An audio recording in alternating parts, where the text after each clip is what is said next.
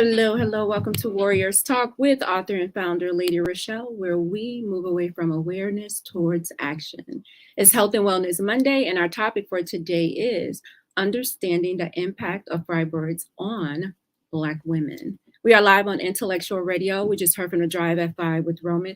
Keep it locked right here on Intellectual Radio and allow us to feed your brain. On the last episode of Warriors Talk, ReShell and I discussed navigating the challenges of long distance relationships. Head on over to YouTube and type in Intellectual Radio. Stay connected for any episodes you may have missed. The quote of the day is healthy is the state of complete physical, mental, and social well being, and not merely the absence of disease or infirmities. And that comes from the World Health Organization. It's time for your trending topics for today. According to Chicago's WLS, new arrivals of staying in the city, migrant shelters were evicted on Sunday. The city of Chicago announced on Friday that 34 migrants, who are primarily single men, would be evicted from 3 city-run shelters as the city enacted its 60-day maximum shelter stay policy after months of delays. Late Sunday, the city provided an update saying that 3 migrants were evicted from the shelter of the 34 migrants who were set to be moved. If the migrants are without housing, they will be able to return to the landing zone to start the process over again and apply for a spot in a city shelter, according to the city of Chicago. The evictions represents the start of a new policy the city announced back in November, but had repeatedly delayed it because of the winter months. The city also announced that over 2,000 new arrivals could stay in shelters through April. Families with children can stay through June in order for the children to have some type of consistency throughout the school year. However, not everyone in the city government agrees with the policy. I believe that the city should not be in the business of evicting people, according to 40 ward aldermen, especially those that don't have shelter, don't have work authorization, and don't have rental assistance. Exempt for evictions, at least for now, are families with children who would be able to request a 30-day extension, and exempt are those who have medical conditions or recently exposed to measles. Anyone coming in through the landing zone, they have to show proof that they have the measles vaccination and the MMR vaccine to get into the shelters. City officials said those expected to leave the shelter will receive their first notice 45 days in advance. That is your trending topic for today. If you are tuned in on any form of social media, like the show, share the show, and invite someone else in on the show that you feel may benefit from this valuable information. Joining us today is our healthy solution expert with over 20 years experience, and she is a family physician impacting lives every single day. She has been educating Warriors Talk listeners with her wisdom and experience since 2019. Welcome, Dr. Michelle. Hello, Lady ReShell. How are you today? I'm good. How are you? Good, good.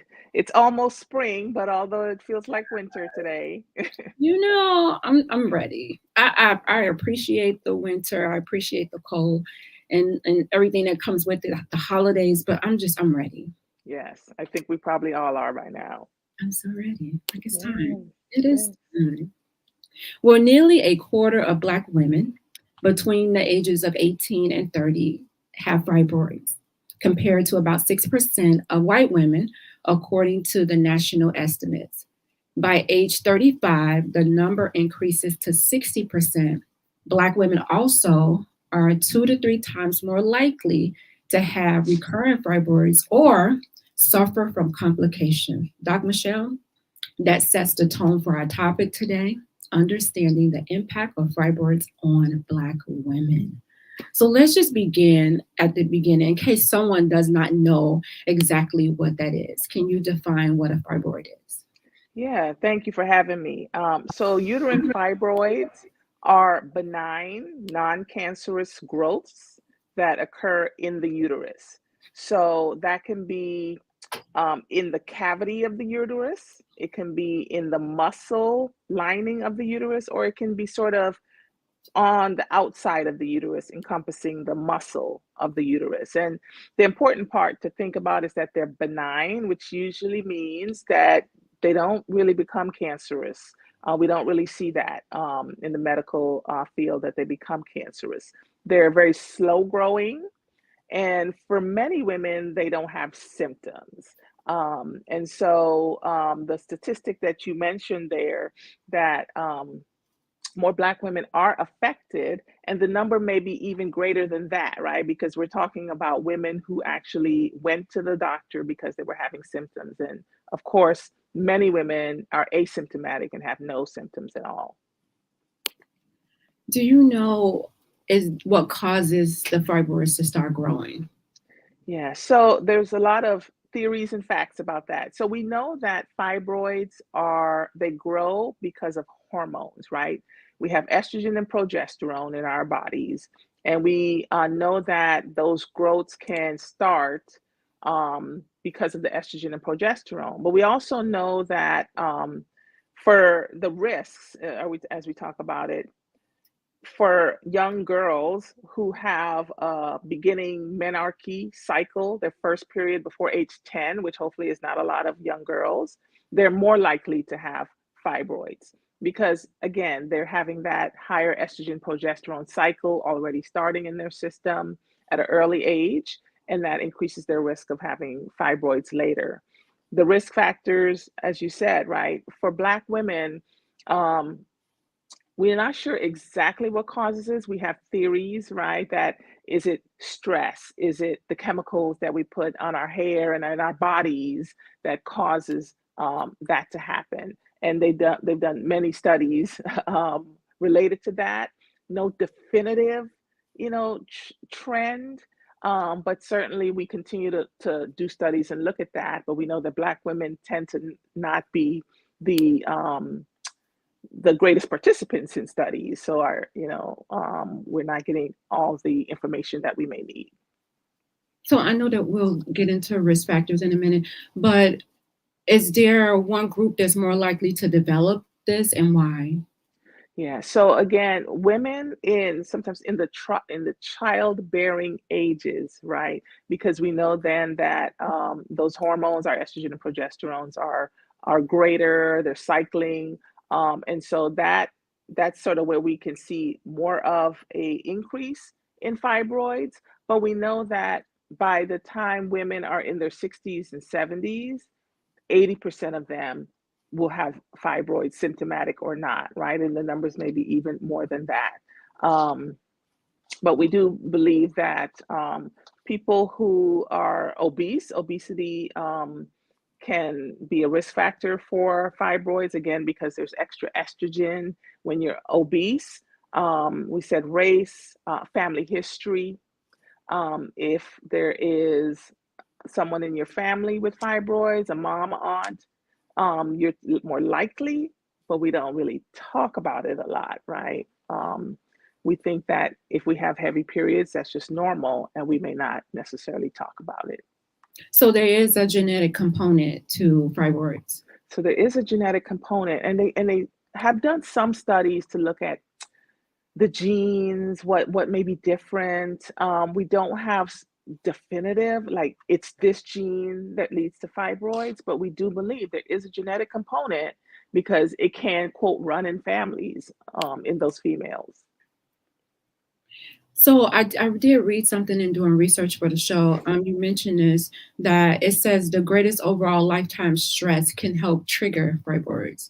And it mentioned that, like, for African American women, because most of us are head of household, single parents, and we're carrying so much that we tend to be, I guess, have more stress than any other group.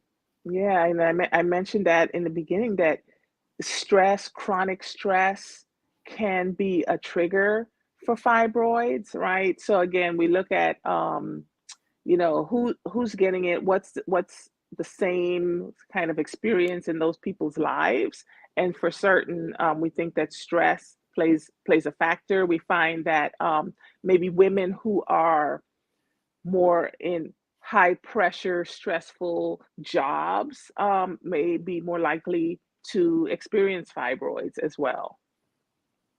So that's why it's important to decrease your stress level. We talk about how we do that: exercise, yoga, meditation, all of that helps. Before we get into the environmental factors, this one doctor was talking about, he has a clinic that he treats women for this. And the one thing that he kept saying was a lot of African American women are overweight. A lot of African American women are carrying this excess weight. And he kept mentioning the weight. And I'm like, oh my God, like, I know that's not the only factor, but that's something that's within our control. Like, we have things that we can't control, but this is one thing that we can control just by lifestyle changes. Yeah, we always talk about obesity and managing our weight on all the shows we talk about, because we know that obesity plays a role in so many things, right? And who would have known that if you're obese, that your risk of fibroids also increases, right? Because there is some hormonal imbalance that occurs when you're obese. There is more estrogen circulating in your system. We know that fibroids react and grow in the presence of more estrogen. And that's why when we go through menopause, they tend to shrink because the hormones decrease. So I have a question. So I'm 53. So by now, if I was going to have one, I would have had it by now. Chances are, yes, but you could have it and not know it, right? Some women are asymptomatic. Yes. You know, and that's great if you have no symptoms, because as we talk about treatment, if you have no symptoms, we don't do a thing about it. You can live with your fibroids, you can die with your fibroids. Now, would that be something like when we're doing our annual, or would that have to be, it would have to maybe have some type of symptom, but not really affecting your day-to-day life to where, you know, it's stopping you from doing what you have to do on a daily basis? Or you could just not even, it could be there and just not even bother you, trigger anything, and you could just go about life as usual? Yeah, so for many women, if you have no symptoms, you know, as part of your wellness exam, your provider may be asking you about your gynecological history. Are you having regular periods? Are they heavy? Are they lasting longer than usual, right? Are you spotting in between your cycles? Because those could be signs of a fibroid. When you get your pelvic exam, sometimes, not always, if that fibroid is enlarging the uterus or causing any distortion to the uterus that we can feel, we can sometimes feel that on exam. But if it's internal in the uterus, we wouldn't really feel it, right? It's if it's enlarging the uterus that we would feel that. What about the vitamin D aspect? Yeah, so there is some study that show low vitamin D can increase your risk of fibroids. We get vitamin D from the sun, right? And we tend to not absorb as much of the sun rays because of our melanin. And so we could be vitamin D deficient and not know it, right?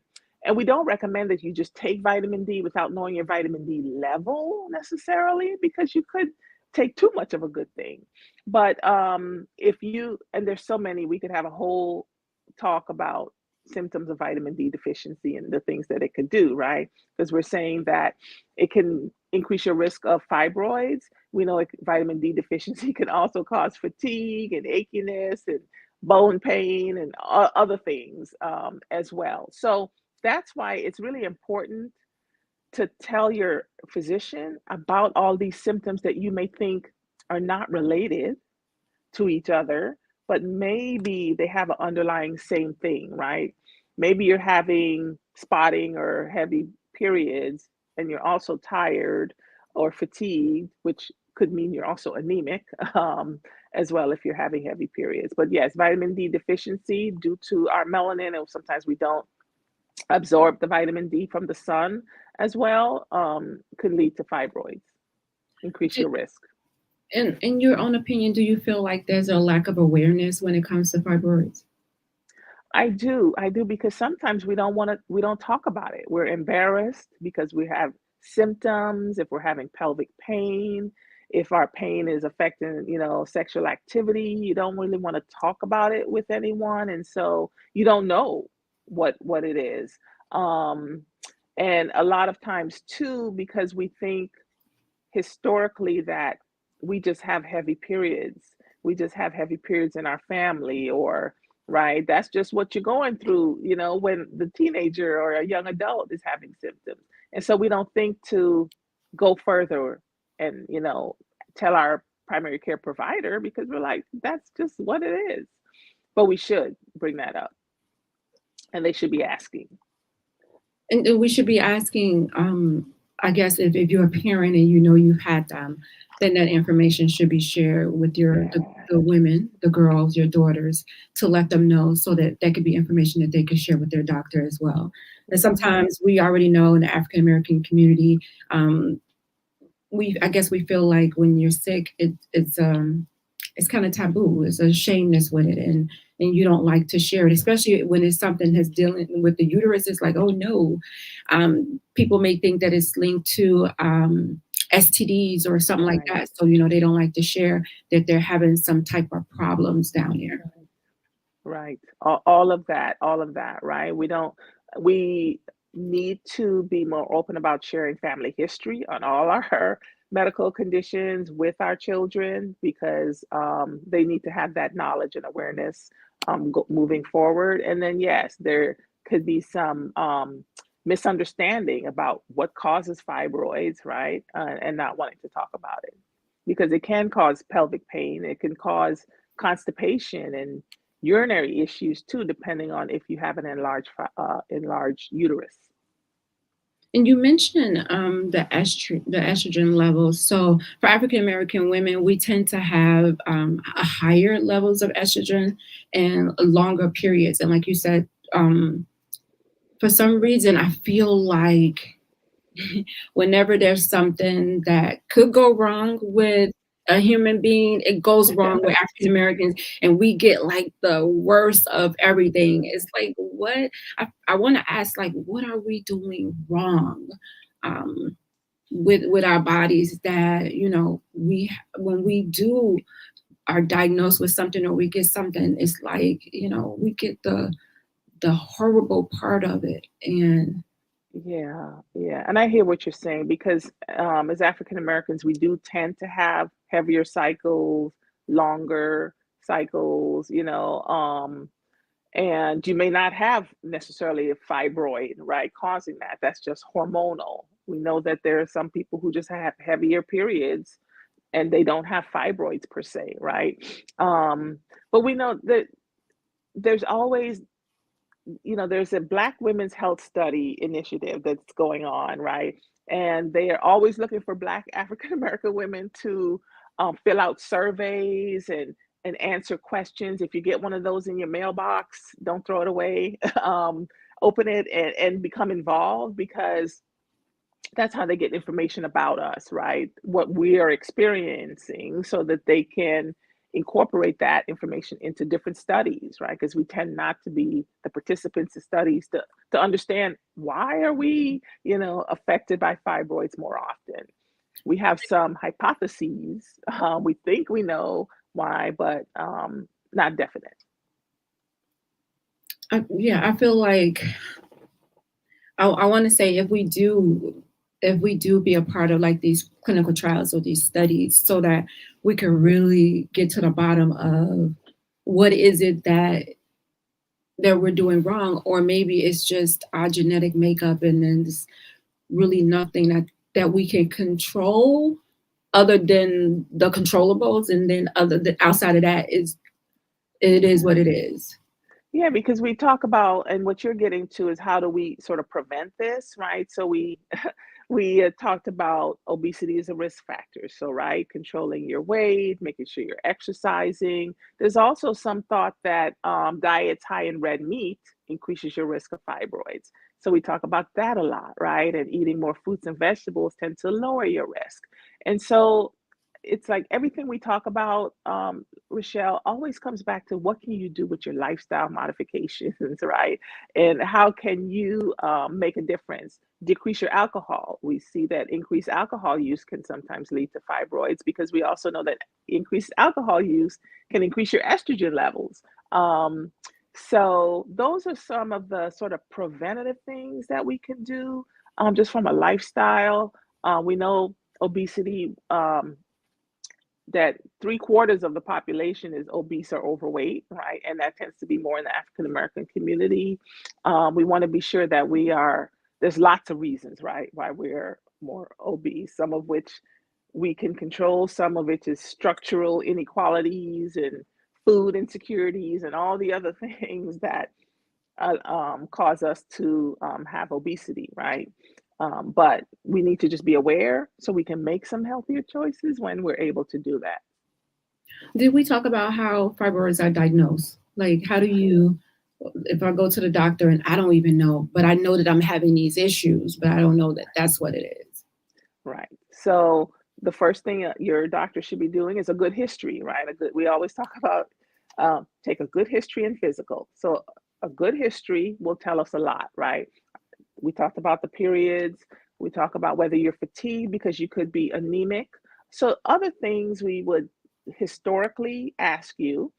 And then your doctor could do a pelvic exam. And like I said, sometimes you can feel an enlarged uterus. I've done exams where a woman, I could feel an enlarged uterus. We can see it. Some women have large enough fibroids, they look pregnant.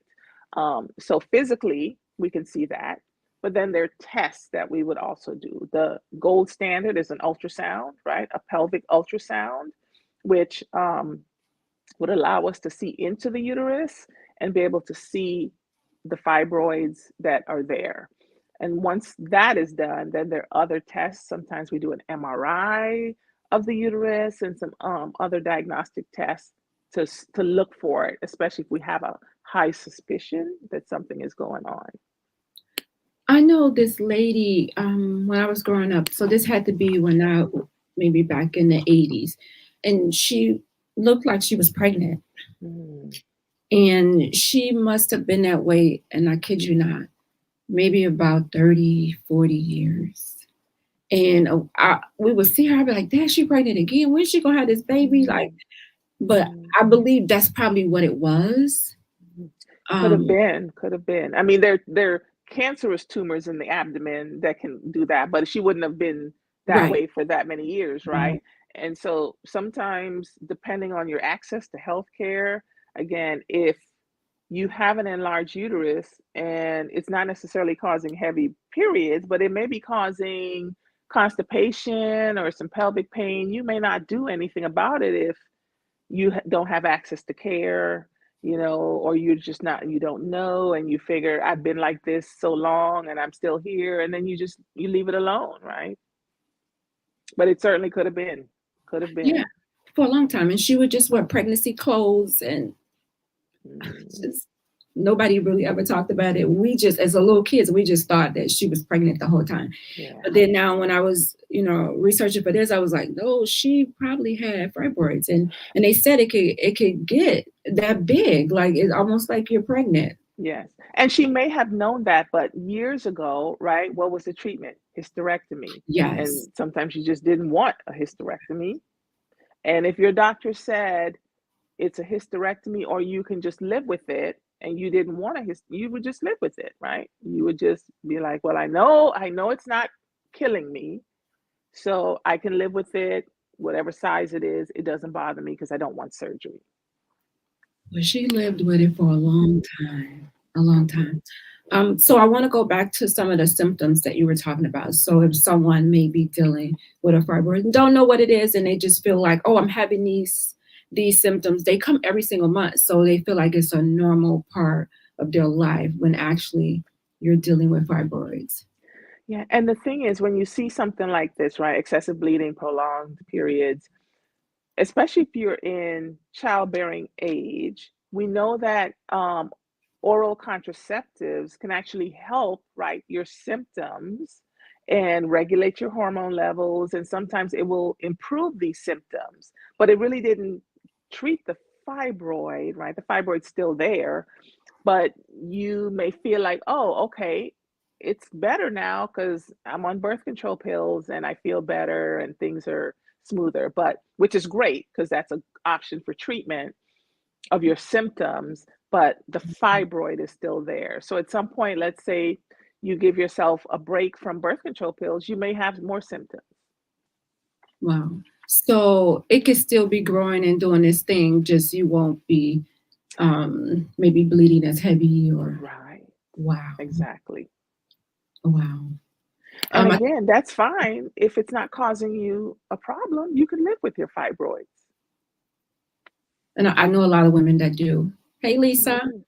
I think you mentioned the pelvic pain or having pressure Pelvic in your pain and pressure that usually comes from those fibroids that enlarge the uterus, or there could be a fibroid kind of on the outside and inside of the uterus that is sitting on your bladder area or on your colon, and you can feel that. wow. So I would say if it's frequent urination, that that's a sign right there. That would probably make me go to the doctor like, wait a minute, because either from type 2 diabetes, you have that frequent urination. So, something would click in your head to say something's not right. Yeah, because these symptoms could be anything, right? It wouldn't necessarily, you could have a urinary tract infection, abdominal swelling. Is there a tumor? Is there a blockage in your colon? I mean, it could be many things, but if it's something different, definitely we always talk about let your provider know. And you mentioned the pain during sex.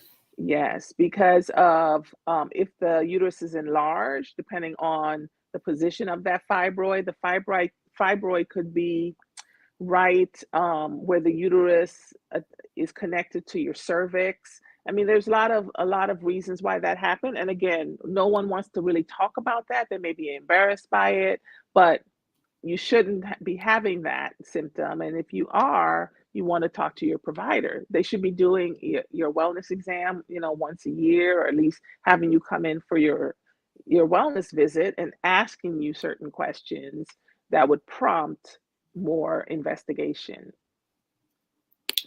What about multiple miscarriages or early labor? Because I would feel like the baby is competing with the fibroid inside of you. Like, there's Yeah, no room for both of y'all to be in there. right. So we think about that, and it depends on the position of the fibroid in the uterus. There are many people who have full-term babies with a fibroid in place.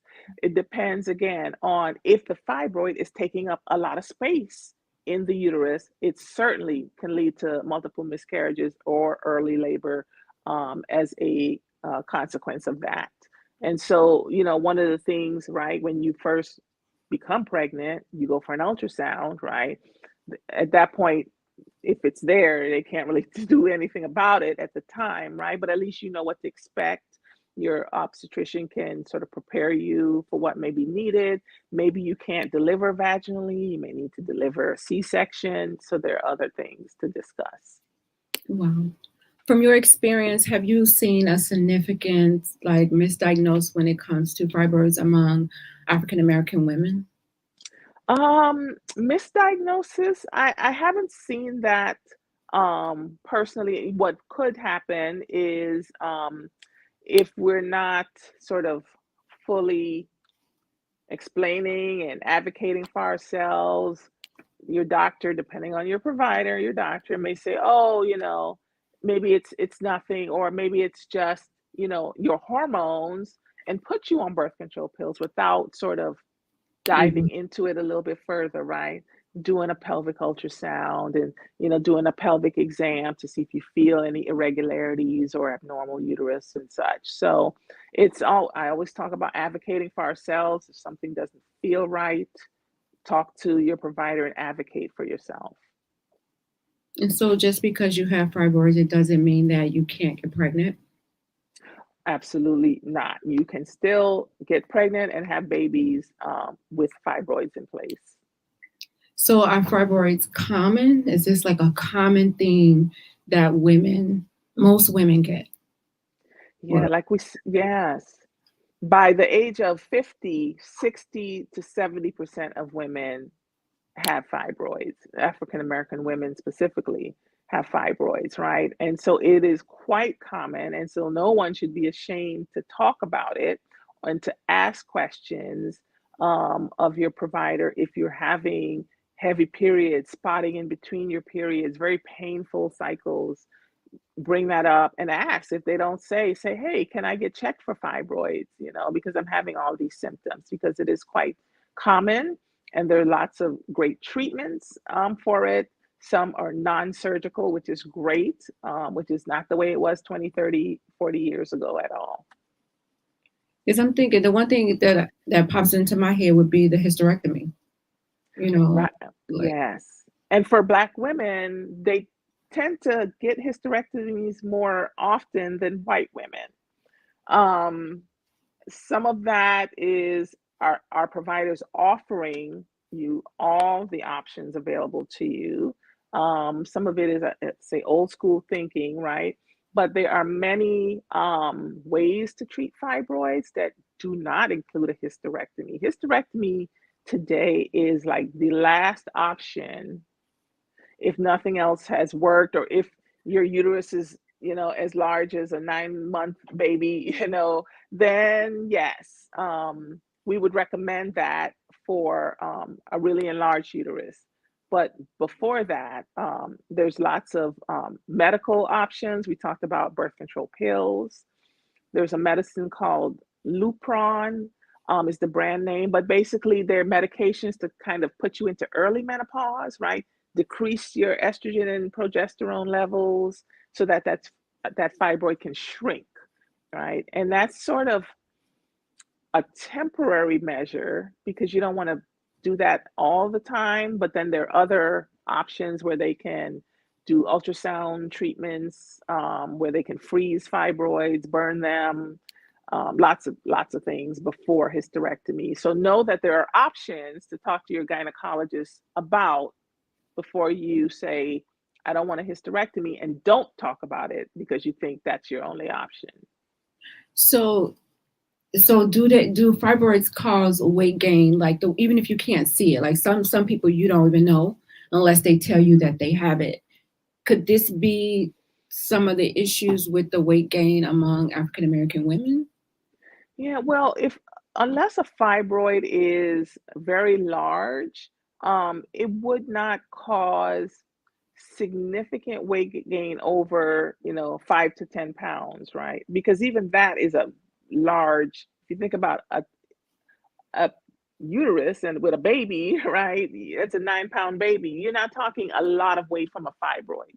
Fibroids can be 2 centimeters, or they can be as big as a grapefruit, or they can include your whole uterus and make your whole uterus enlarge. So they are from microscopic to centimeters to grapefruit size to encompassing your entire uterus. But that's not really the cause of significant weight gain in women. Wow. So some of the risk factors that are associated with someone getting fibroids. Yep. So we said family history, starting your periods early, so around 10 or 11. We said low vitamin D, obesity, high red meats, intake, alcohol intake, genetics, all of those things together. So don't rule out genetics. I think sometimes we feel like, oh, it's not me. That was that person in my family. So it has nothing to do with me. If it's in your family, it's in your family. Yeah. And you still should bring it up when you're getting your exams. Yep. And mothers, and daughters need to have those conversations because, your daughter could be having symptoms and just think, oh, I'm just having heavy periods, and not think to get checked for fibroids, but maybe that is what's causing it. Well, Dawn said hers was 6 centimeters and it shrank as she approached menopause. Yes. One of the good things about menopause, right? The fibroids can shrink. That's a good thing. Forget the hot flashes, but Right. and the not sleeping, but we digress. Wow. Yes. So yes, that's one of the things we usually will tell a woman if it's not bothering you too much, if we can hold on till you go through menopause, then maybe we don't need to do anything. Or we do some what we call minimally invasive treatments, right? Because we know that when you start to go through menopause and the estrogen drops, that the fibroids will shrink. They will shrink. And so we have that option. Back in the day, it was, oh, you have fibroids, have a hysterectomy, right? Because we didn't know as much then. We didn't know that maybe it wouldn't become cancerous, right? We know that now. So watchful waiting is a treatment. Just hold on, and if it's not bothering you, you don't have to do anything about it. Right, because the chances of it, they said the chances of these tumors actually being cancerous is really, really low. So Very low. maybe women feel like, oh, this is a tumor. You hear the word tumor, and automatically you think cancer. Yeah. And having fibroids doesn't increase your risk of uterine cancer any more than just, increase age, right? Uterine cancer increases the risk, increases as we get older, right? That's the same, whether you have fibroids or don't have fibroids. Fibroids doesn't increase that risk at all. So what would you say would be some long-term implications of fibroids?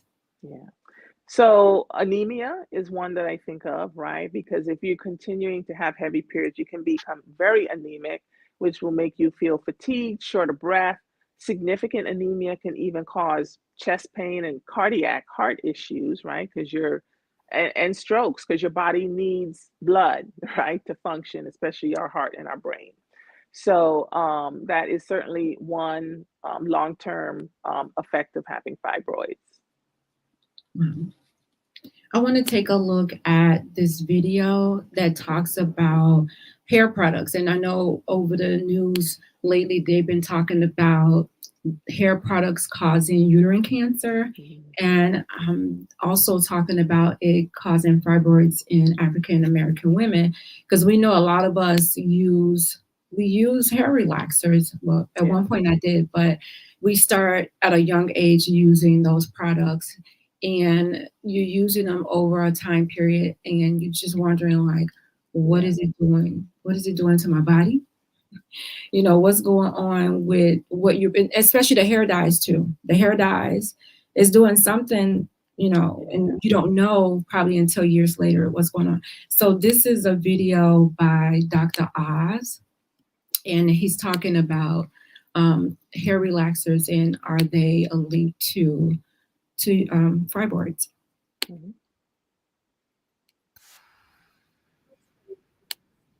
In the leave-in conditioner serums and relaxers they use every day. Today, we're investigating, is there a link between hair products that target Black women and an increased risk for breast cancer and fibroids? Singer Jordan Sparks and I have been talking about this issue, and she's here to investigate it. Jordan Sparks. Hello. Here she is. How are you? I'm good. How are you? Are you ready for this? I'm ready. It's important. I'm ready to investigate for sure. So I sent my go-to hair investigator, Nikki Walton, also known as Curly Nikki, to see what we could uncover at a lab. The hair care market in the U.S. is over $13 billion a year, and Black women make up $2.5 billion of that.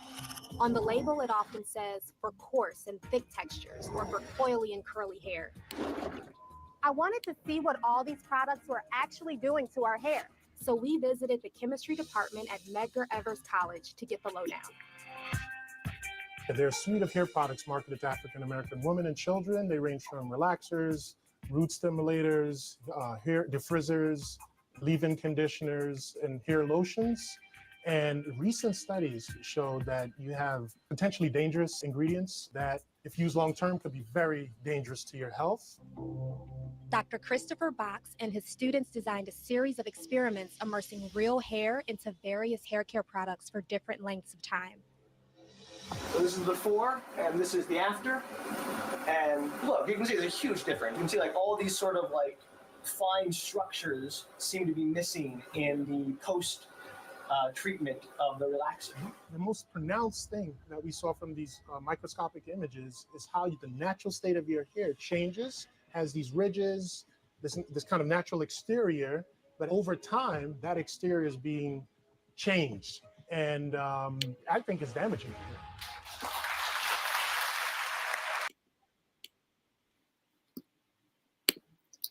I thought that was very interesting because a lot of us don't like to wear our hair straight. I mean, curly. So we will put the relaxer in. It's just easier maintenance, especially I hear complaints about when you work out, if you have natural hair, some people complain that, it's a lot of maintenance with it. So having a relaxer can be, easier on your life and, not have to put so much time into your hair or products. Yeah, well, the first thing is the skin is the largest organ, right? Anything you put on the skin gets absorbed in some level into your bloodstream, right? And when you're doing that strong chemical every 6 to 8 weeks on your hair, and you're continually exposing your cells to that, there is certainly a risk of it changing, right? The gene and helping to express certain things that would otherwise lay dormant and not get expressed, right? So we know in the medical community that certain chemicals, we're especially repeated use, right? Because we always talk about things are sort of multifactorial, right? It's not just necessarily one thing, it's one thing over and over, plus all the other sort of chemicals and pollutants that we come in contact with on a daily basis that we know over time can affect us and affect our cells, right?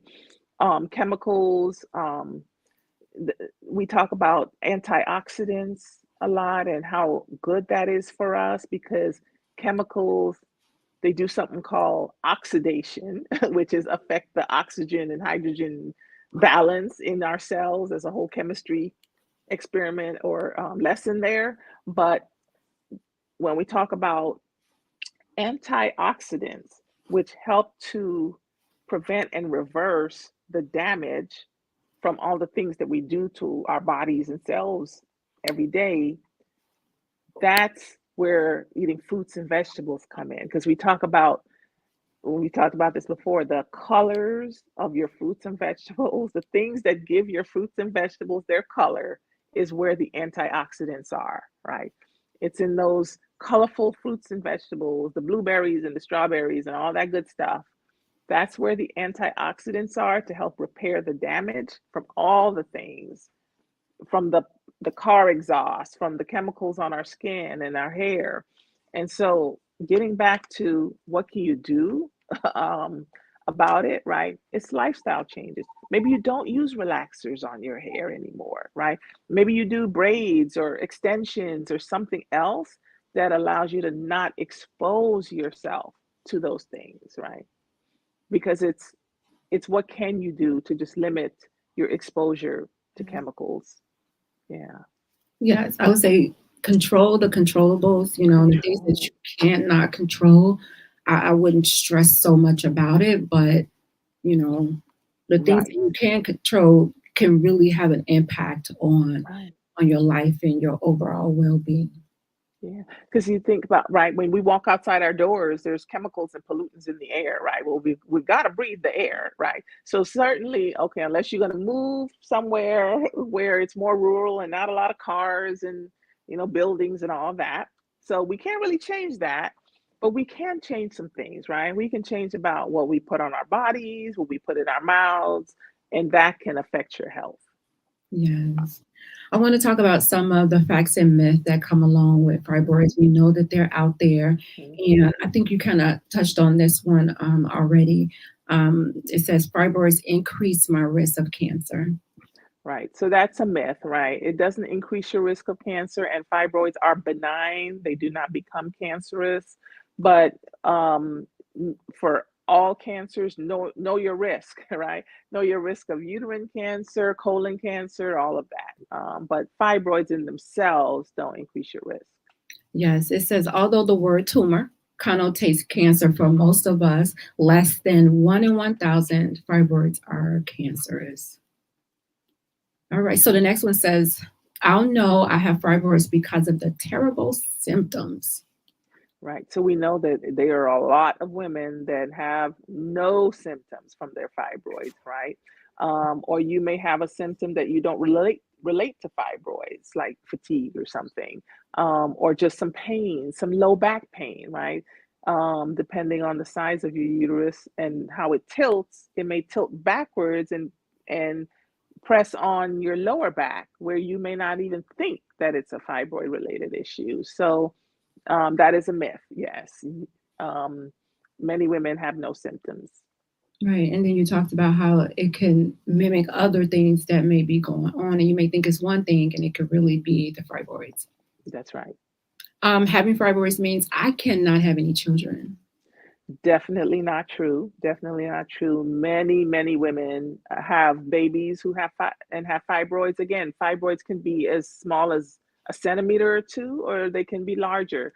And either way, you can still get pregnant and carry a baby to term, but you've got to know the risks depending on how large that fibroid is, where it's located in your uterus, whether you're at risk for preterm labor or not. They did mention, they talked about when it does affect your fertility, and it talks about the blocking of the sperm from entering into the uterus, limiting its mobility. It talked about affecting the shape of the uterus, which can affect the space for the embryo to grow, blocking the sperm access to the fallopian tubes, or negatively affecting your blood circulation in order to make the implantation. Yeah, depending on where that fibroid is, there are fibroids that sit sort of blocking the entrance to the uterus. So like you said, sperm aren't able to really get to the egg to fertilize. Depending on how large that fibroid is in your uterus, that can block the entrance to the ovaries and the fallopian tubes. So that can affect your ability to have a baby, but to get pregnant. But in general, it's really dependent on the size and location of that fibroid. If someone has been trying to have a baby and is not able to, one of the first things your gynecologist should do is what? Order a pelvic ultrasound, right? Is it a structural thing or is there something else? Absolutely. And the last one says, all fibroids require me to have surgery. No, not at all, right? We've got lots of treatments. We have medications, we have ultrasound treatments, we have in-office procedures that can be done where they put a camera into the uterus and they can sort of apply heat to the fibroids to help them to shrink and die. Lots of things beyond a quote surgical procedure. So please don't hesitate to go to your provider to discuss that. Wow. This has been a very interesting conversation because I always hear women who do suffer from them. I just never knew exactly like what it was and why it happens and how they deal with it. And I just knew the word hysterectomy was like, okay, this could solve your problem. But now I know that there are other treatments that you can do that don't involve that. And then that should be the last straw. If you can't do anything else, then that would be the option. And then also that you could have no symptoms and you can have fibroids and not have to really do anything about them if it's not bothering you. That's right, because we shouldn't be suffering with fibroids. We should just be living with them, Or, right? or in silence, because they mentioned that a lot of women live in silence with it too, not wanting anyone to know.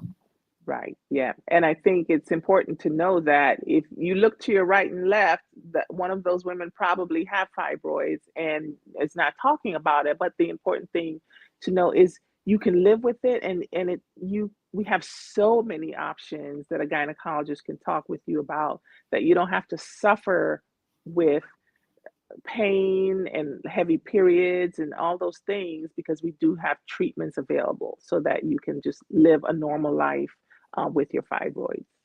I feel like you just gave us some words of wisdom, but I know you can dig deep and give us some more about understanding the impact of fibroids on Black women. And then tell them how they can stay connected to you and follow you as well. Yes, so so great to have this conversation today. We don't want women to suffer in silence with their fibroids. We want you to know that if you're having symptoms, to definitely discuss it with your provider and know that there are options available to you. Speak with your provider on your wellness visits about all those symptoms that you are having, because they could be related to that, or they could be related to something even more serious that needs to be checked out. And so know that there are many options that are available before ever having to consider a surgical option or hysterectomy. Even we didn't talk about myomectomy, which is surgical removal of the fibroid. That's even a last option in today's medicine. So we definitely just want you to be empowered to take charge of your health and know that lifestyle changes also make a difference. We always talk about exercise, keeping a healthy weight, and having a plant-based diet that includes fruits and vegetables as well. Yes, thank you so much, Dr. Michelle. I always appreciate your wisdom every single month. And I'm grateful for you educating us, especially on this subject that so many women won't have to suffer in silence or be in pain. So thank you. Absolutely. Always my pleasure to be here. Thank you. You guys, I will leave you with these words of wisdom. Fibroids are a chapter, not the whole story. They're chapters that you can turn the page, anticipating the unwritten chapters that hold the promise of hope and joy. Join me next Monday right here on Intellectual Radio at 6 p.m. As always, thank you for tuning in to Warriors Talk with author and founder Lady ReShell, where we are changing lives one warrior at a time. Thank you for listening to this week's edition of Warriors Talk with Lady ReShell. To find out more about Warriors Talk, follow at Warriors Talk, the number 1, on all social media outlets, and Warriors Talk with Lady ReShell on YouTube. Please join us next week and every Monday evening at 6 p.m. Central Standard Time on intellectualradio.com for Warriors Talk with Lady ReShell, where we encourage, educate, and empower you into action.